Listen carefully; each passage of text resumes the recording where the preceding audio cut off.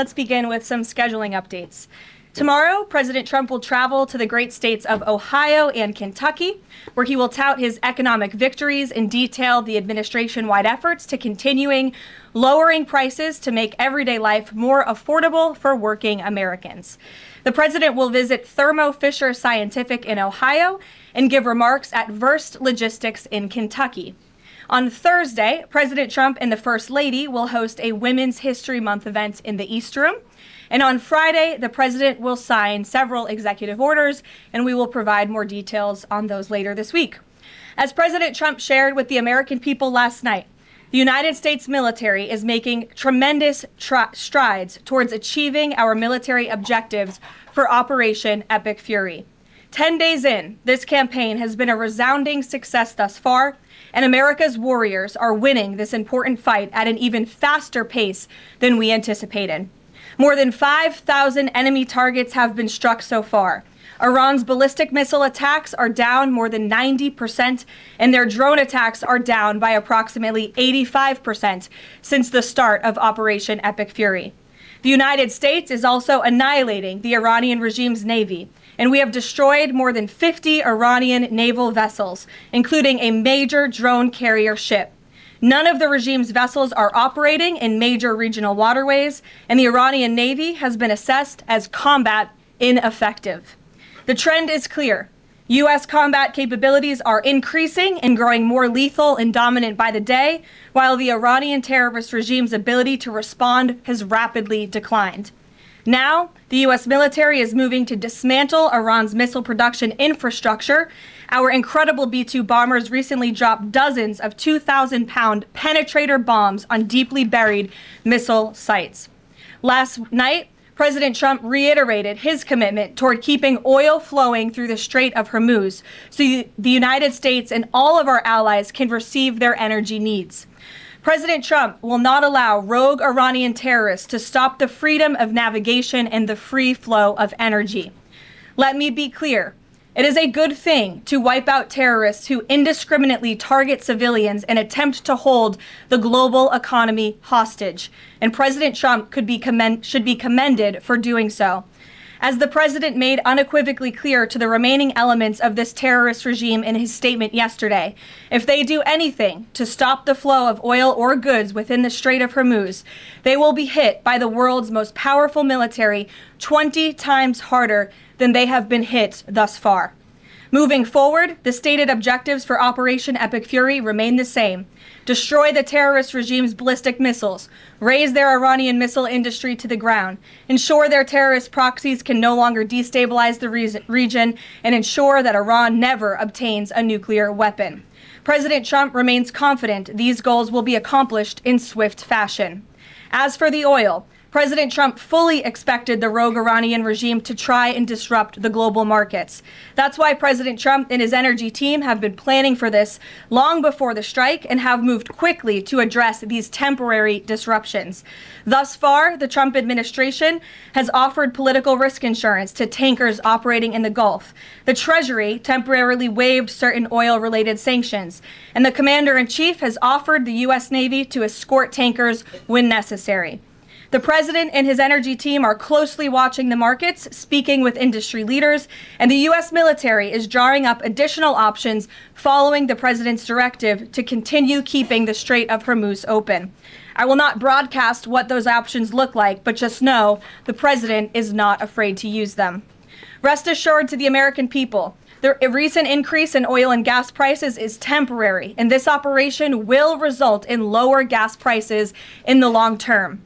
Once the national security objectives of Operation Epic Fury are fully achieved, Americans will see oil and gas prices drop rapidly, potentially even lower than they were prior to the start of the operation. And we will live in a world where Iran can no longer threaten the United States or our allies with a nuclear bomb. On another matter here at home, President Trump is urging Congress to pass the Save America Act, one of the most critical pieces of legislation in our nation's history. The Save America Act is overwhelmingly popular with all Americans because each provision is rooted in common sense. The Save America Act has 5 simple requirements as requested by the President of the United States. Number 1, Voters have to show ID to cast a ballot in an American election. Very simple. 90% of Americans, including more than 80% of Democrat voters, agree with this. Number 2, the Save America Act will require all voters to show proof of citizenship in order to register to vote in American elections. Again, this is popular and rooted in common sense. Only American citizens have the right to vote in American elections. But after Joe Biden and the Democrats allowed tens of millions of illegal aliens into our country, it's more important than ever to ensure that only American citizens are registering to vote on our nation's voter rolls, and Congress needs to pass this. Number 3, the Save America Act abolishes the incredibly unsecure practice of universal mail-in ballots, which throw the door wide open for fraud. Importantly, the Save America Act maintains exceptions for Americans to use mail-in ballots for illness, disability, military, or travel reasons. The bipartisan 2005 report of the Commission on Federal Election Reform, chaired by, of all people, former President Jimmy Carter and former Secretary of State James Baker, concluded that, quote, absentee ballots remain the largest source of potential voter fraud, and it is time for Congress to finally address this. Number 4, the Save America Act permanently bans men from competing in women's sports. President Trump signed a landmark executive order upholding the promise of Title IX and ending this dangerous and unfair practice. But now it's time for Congress to codify this into law. Number 5, the Save America Act bans transgender mutilation surgery for children.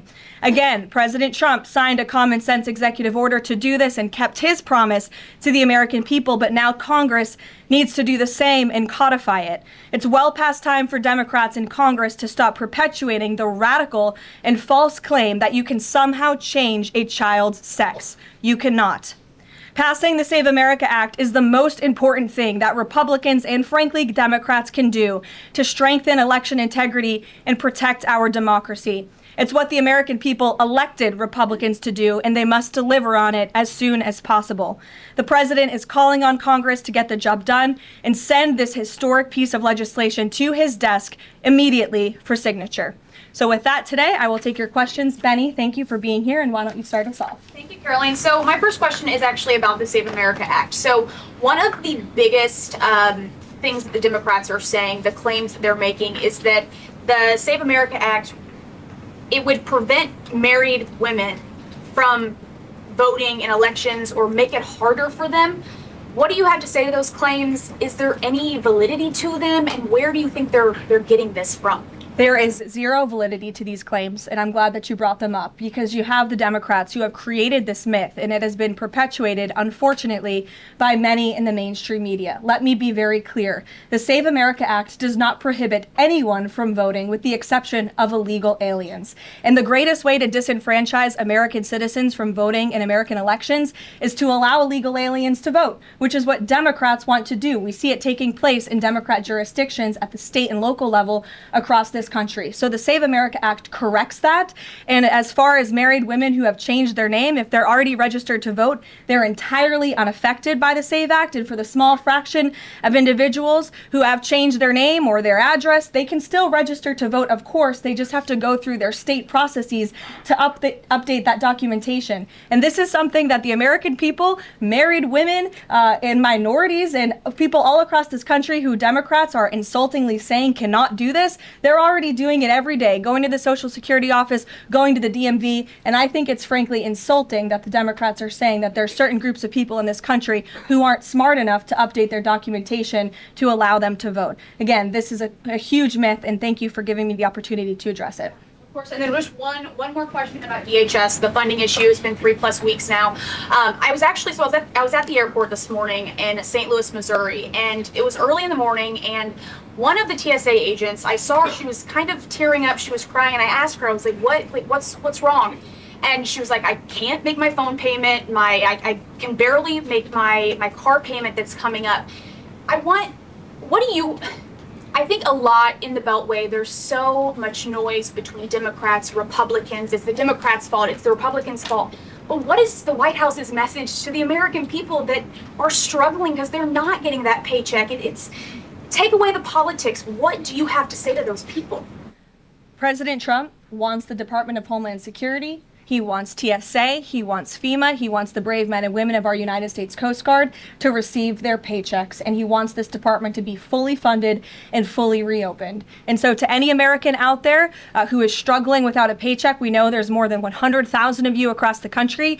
To any American out there who is showing up to an airport and facing incredibly long wait times and lines, call your Democrat member of Congress and tell them to fund the Department of Homeland Security. That's what President Trump wants to do, and it's completely ridiculous that the American people are suffering as a result of these partisan games that are being played by Democrats on Capitol Hill.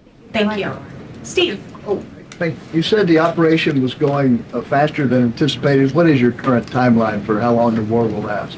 So look, as you know, Steve, the president and the U.S. military's initial timeline was about 4 to 6 weeks to achieve the full objectives of Operation Epic Fury. Again, to destroy their missiles and their ability to make them, destroy their navy, permanently deny them nuclear weapons forever, and to, of course, weaken their evil terrorist proxies in the region. We know that the U.S. military and our brave warfighters are quickly and expeditiously executing these objectives well ahead of schedule, but ultimately the operations will end when the commander-in-chief determines the military objectives have been met, fully realized, and that Iran is in a position of complete and unconditional surrender, whether they say it or not. Does the president still want Iran's unconditional surrender? Well, when President Trump says that Iran is in a place of unconditional surrender, he's not claiming the Iranian regime is going to come out and say that themselves. What the president means is that Iran's threats will no longer be backed by a ballistic missile arsenal that protects them from building a nuclear bomb in their country. I could make an empty threat, but if I have no actions to back it up, then it's an empty threat. And so President Trump will determine when Iran is in a place of unconditional surrender, when they no longer pose a credible and direct threat to the United States of America and our allies. Adriana. Can you explain why the Energy Secretary posted and then appeared to have deleted a post on X saying that the U.S. Navy escorted an oil tanker through the Strait of Hormuz?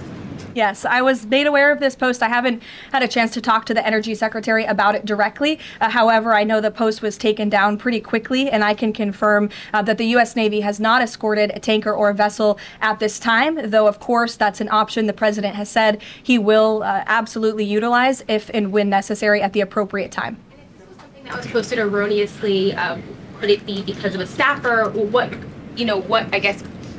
Will there be any consequences for this? I know you still have to consult, but just generally speaking. Again, I would defer you to the Department of Energy to answer that question. And if I could just follow up really quickly. Sure. In terms of oil sanctions, the president said that there would be some sanctions that would be lifted. Would those be on Venezuela, Russia? Could you give some specifics there and then timing for that as well? Sure. I know it's something that the Treasury Department and the president's energy team continue to discuss, and they will ultimately consult with the president before decisions are made. I don't have any announcements on new sanctions or the lifting of new sanctions for you today. Alex. Thank you. Reuters has reported that about 150 U.S. service members have been injured so far. Can you confirm that number and elaborate on that? I can't confirm the exact number. I know it's within that ballpark, but I would defer you to the Pentagon for a specific number of wounded or injured thus far. And then secondly, if I can, I wanted to ask about, there was a briefing on the Capitol Hill today, and some senators came out and said they were more convinced than ever that there would be U.S. boots on the ground. Senator Blumenthal said that. In fact, your reaction to that and any update on President Trump's thinking about it? Look, I would say that Democrats on Capitol Hill are clearly being quite disingenuous. 3 years ago, not a single Democrat voted against the resolution condemning Iran as the world's leading state sponsor of terror. Yet now, with President Trump as commander-in-chief finally taking the action that so many Democrats have called on the commander-in-chief to do for many, many years to wipe out the threat of a rogue Iranian terrorist regime, now all of a sudden Democrats are playing politics with this long-standing bipartisan policy of the United United States.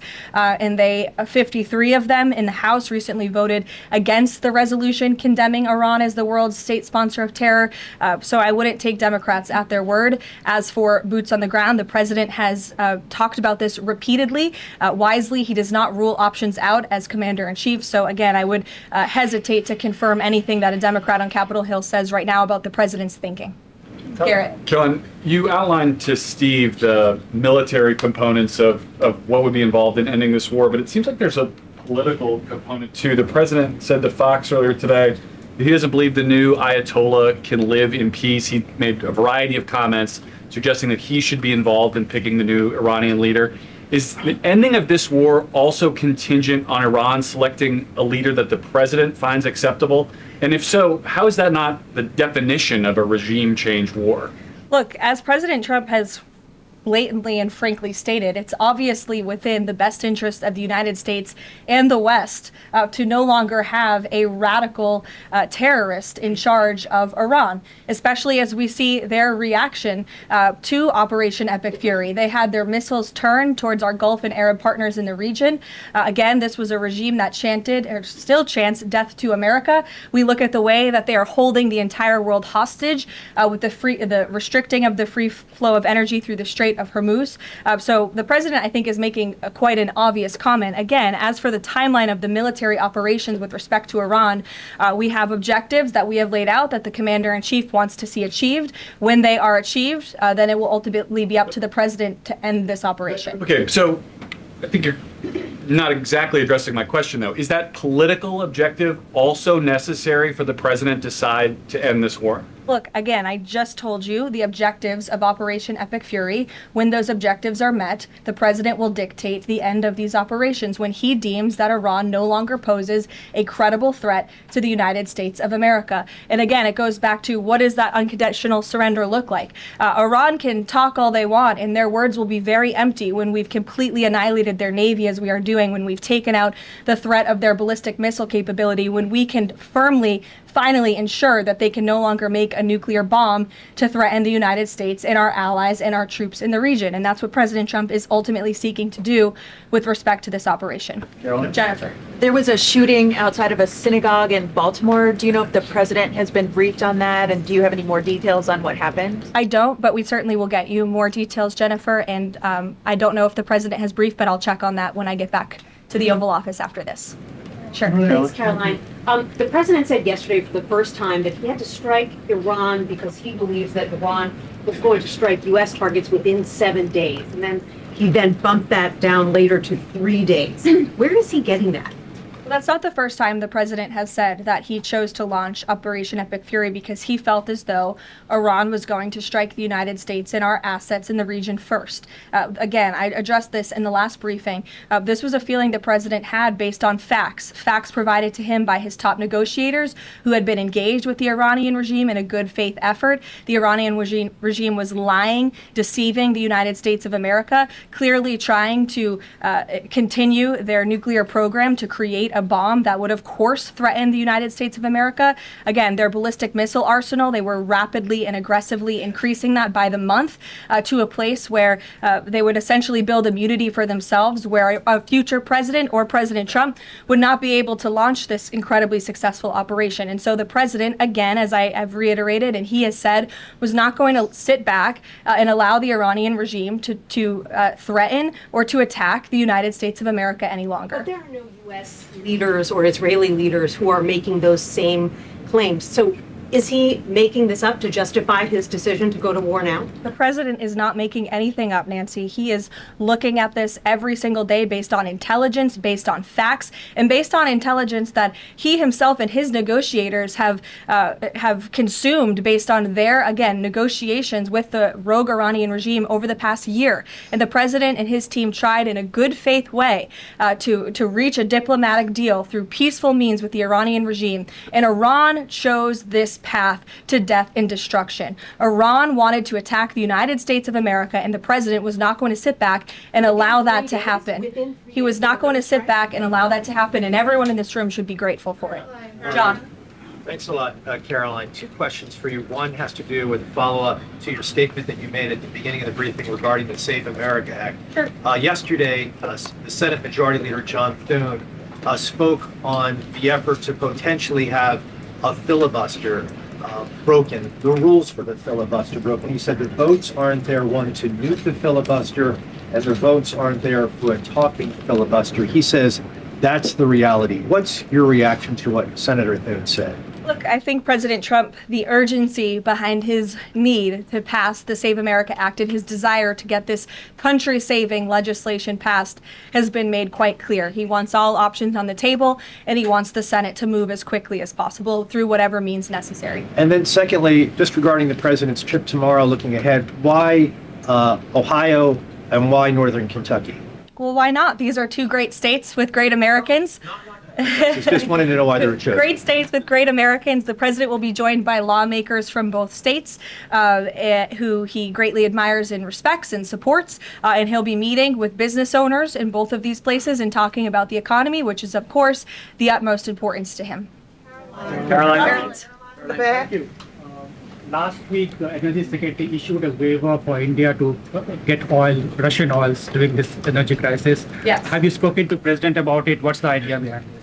Have I spoken to the president about it? Yeah. Yes, I have spoken to the president about it. And the president and the Secretary of Treasury and the whole national security team came to this decision because our allies in India, as you know, Leavitt, have been good actors and have previously stopped buying sanctioned Russian oil. So as we work to appease this temporary gap of oil supply around the world because of the Iranians, we have temporarily permitted them to accept that Russian oil. And this Russian oil was already at sea. It was already out on the water. So this short-term measure, we don't believe it will provide significant financial benefit to the Russian government at this time. I have one more question about Pakistan. You know, Pakistan is a neighbor of Iran, and Pakistan is also an ally of U.S. President has been praising a lot about the field marshal. Is Pakistan providing any kind of support in this war against Iran? That I will have to check on with the Pentagon and get back to you. Sure. The president said yesterday that President Putin told him he wanted to be helpful in the Middle East. The Kremlin put out a statement where Putin said, quote, "I would like to reaffirm our unwavering support for Tehran and our solidarity with Iranian friends." How does the president think that Russia could be helpful, if not helping Iran? And did the president push Putin on Russia sharing intelligence with Iran in this war?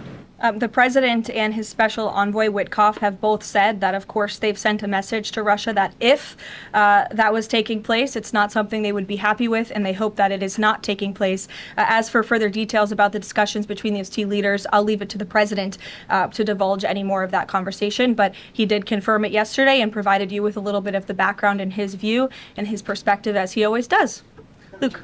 Regarding the missile strike on the Iranian school, how long does the administration expect that investigation to take, and will the White House or the Department of Defense release a full report of its findings once the investigation is complete? The Department of War will do that. The investigation continues, and as the president said yesterday at his press conference, he will accept the conclusion of that investigation, whatever it may be. We'll go to the back row for some love. Sure, in the back with the glasses. Go ahead. Caroline, regarding the shield of the Sitting down. Americas. Caroline, And then you can go, but go first. Okay, thank you. Is there an update regarding? You have rough real estate back there, so I'm trying to give you Is some there an love. update regarding Cuba, and also is an economic deal imminent? Sure. I don't have any updates on Cuba for you today. Obviously, this is something the administration is actively dealing with. The president's made it quite clear. It's his belief, based on fact, that the Cuban regime is bound to fall. The country is obviously in a very weak place, economically speaking. The people are crying out for help, and the president believes and knows that the Cuban regime wants a deal. So as you know, Secretary of State Rubio has been engaged in those conversations as directed by the president. I don't have any updates for you today, though. Thank you, Caroline. Regarding the Shield of the Americas, the initiative by President Trump this weekend, big names, a lot of countries, but some notable absences. For instance, Colombia, which is a key ally with the United States in terms of counter-narcotics. And President Gustavo Petro was here at the White House, and he met with President Trump. Why wasn't Colombia invited to the Shield of the Americas? I don't think we're seeing the level of cooperation we quite want to see yet from the Colombian government to invite them to the Shield of America's event in PACT, but we certainly hope that this newfound organization will expand and we can continue to invite additional member countries. But there was quite a few countries there. I believe there were 17 countries represented, 12 heads of state with the president over the weekend. They signed a defense agreement with all of our militaries to emphasize the need to combat drug cartels through Latin America in the Western Hemisphere, and ultimately, of course, to curb the illegal trafficking of drugs to the United States, which is the president's utmost priority in all of this. So it was a great event on Saturday, and we look forward to the coalition expanding. Kelly in the back. Karoline, thank you. Good to see you. I want to get back to another question that was asked earlier. It talked about the political aspects, but there's also the ideological and the spiritual aspects of what Iran has said for 47 years. Death to America, death to Israel. And we've just finished talking about the fact that terror has been around the world. Iran has been the nexus of that in so many ways. Has the president stated clearly to the American people why this is such an imminent threat in order for Democrats on Capitol Hill and Republicans and the American people to understand how imminent the threat was? I think he has, Kelly. I mean, you've heard from the president on an almost daily basis over the course of the past 10 days. You've heard it from me at this podium. You've heard it from the Secretary of War, the Secretary of State, the Vice President of the United States. You know, the president's top cabinet and his officials have been repeatedly explaining to the American public the threat that Iran has posed to our country in this moment, but of course, over the course of the past 47 years. And their words, again, chanting death to America, speak for themselves. Go ahead. You can follow up. Why the division within the American people? I realize that we have the people are talking about the War Powers Act. They're talking about all kinds of issues. But have people forgotten just how imminent that threat was? If they keep saying death to America and death to Israel, they mean it. Look, I don't think the American people have forgotten, but I think Democrats on Capitol Hill, they have not forgotten, but they are just so plagued with this resistance to President Trump on everything that they do that, again, they can't even rally behind the common sense, bipartisan, long-standing principle of the United States of America that Iran absolutely poses a threat to the United States, that Iran is the world's leading state sponsor of terrorism. And I think that's reflected again in their voting pattern. In 2023, every single member of the House of Representatives, with the exception of one, I believe the final vote was 412 to 1 in 2023 for a resolution condemning Iran as the world's state leading sponsor of terror. And now in this year, under this president in 2026, 53 Democrats voted against that exact same resolution with the exact same language. I don't think that's a change in the threat that Iran has posed to the United States. I think it's a change in the Democrat Party's thinking and their vicious hatred for President Trump. Danny? Sure. Thanks, Karoline. Level, following on Kelly, what's the national threat level right now because of this death to America, death to Israel issue? I believe the Department of Homeland Security and the FBI have repeatedly and continuously provided updates on the threat level to the homeland. I don't want to speak on it out of turn from up here, but of course, the federal government is continuing to coordinate and partner with local law enforcement agencies across the ground to thwart potential threats to the homeland. This is something the administration obviously takes very seriously. We are thwarting threats that, frankly, most Americans don't know about because they never make headlines, but that's the great work that the Department of Homeland Security is doing, and it emphasizes and underscores the point of why Democrats need to fund and reopen fully the Department of Homeland Security right now. Danny. School. Why did President Trump say yesterday that Iran may have Tomahawk missiles when there are only 3 other U.S. allies plus the U.S. that have those missiles and therefore could... Look, again, as the president said yesterday, he will accept the conclusion of this investigation by the Department of War. I know there's been a lot of speculation in the media about who may be responsible for this. We're not going to get ahead of the Department of War and the conclusion of that investigation. The president has a right to share his opinions with the American public, but he has said he'll accept the conclusion of that investigation. And frankly, we're not going to be harassed by the New York Times, who's been putting out a lot of articles on this, making claims that have just not been verified by the Department of War, to quickly wrap up this investigation because the New York Times is calling on us to do so. Thank you. Thank you so much. Karoline, with the DHS currently under a partial Democrat shutdown, does the administration have any specific concerns about potential impact on Homeland Security or intelligence monitoring of sleeper cells inside the United States? And do you have any comment on the bombing, the two individuals that bombed New York City or tried to? Yeah, it was absolutely despicable to see that attack in New York City. I know the FBI is investigating, and the Department of Justice and SDNY have announced they are charging those two individuals and alleged terrorists, and I know they won't rest until justice is sought in this case. Daniel. Daniel, Thank you, go ahead. Caroline. Appreciate it. Millions of Americans are filing taxes for the first time since the president signed the One Big Beautiful Bill Act into law. New reports say that new IRS data says that the average federal tax refund is around $3,800, a little bit up from the last period of last year. Does the president believe that the average federal tax refund increasing this year could provide a little bit more economic growth, something that he's been very focused on as the year progresses? Absolutely. And Americans are going to start benefiting from the fruits of President Trump and Republicans' labor through the passage of the One Big Beautiful Bill and these historic tax cuts. We are midway through tax season, so just to provide an update from the Treasury Department that just went out moments ago, nearly 63.5 million tax returns have been processed thus far, 45% of the anticipated total number of tax returns by April 15th, so don't forget to file your taxes, people. And the average refund this year is more than $3,700. And we know that more than 27.5 million individuals who have filed their tax returns thus far have claimed at least one of President Trump's new tax cuts. Over 3.5 million returns have claimed no tax on tips. Over 15.5 million returns have claimed no tax on overtime. Over 9.2 million returns have claimed the enhanced deduction for seniors.